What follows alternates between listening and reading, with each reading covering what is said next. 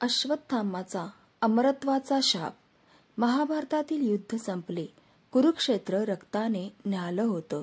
पण युद्धानंतरही एक कथा होती जी इतिहासाच्या पानामध्ये गुंतून राहिली होती. अश्वत्थामाची रहस्यमय कहाणी. अश्वत्थामा द्रोणाचार्याचा पुत्र. तो जन्मताच अमूल्य रत्न मणी घेऊन जन्माला आला होता. ही मणी त्याला रोग, भूक, पाणी किंवा कोणत्याही नैसर्गिक संकटापासून वाचवत होती.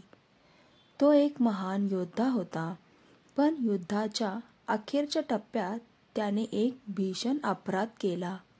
रात्रीच्या काळोखात युद्ध संपल्यावर अश्वत्थाम्याने पांडवांच्या छावणीवर हल्ला केला आणि द्रौपदीच्या 5 पुत्रांचा वध केला.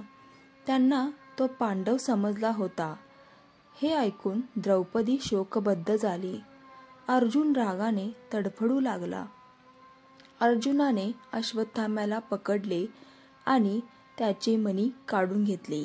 द्रौपदीने त्याला मारू नको म्हणून अर्जुनाला विनंती केली, कारण तो गुरुपुत्र होता. पण श्रीकृष्णाने त्याला शाप दिला, तू हजारो वर्षे जिवंत राहशील. तुला ना मृत्यू येईल ना मोक्ष. शरीरातून सडत जाशील. लोक तुला ओळखणार नाहीत आणि तू एकटा अपमानित आणि दुःखात जगशील. हा शाप इतका भीषण होता की अश्वत्थामा अमर राहिला, पण शापित अमर. आजही भारतात काही ठिकाणी अश्वत्थामाच्या दर्शनाच्या कथा ऐकू येतात. म्हणतात की तो नर्मदे स्नान करतो, दुरून दिसतो, पण जवळ गेल्यावर गायब होतो. कुठे म्हणतात की तो मंदिरात येतो, रक्ताच्या जखमावर हळद लावतो.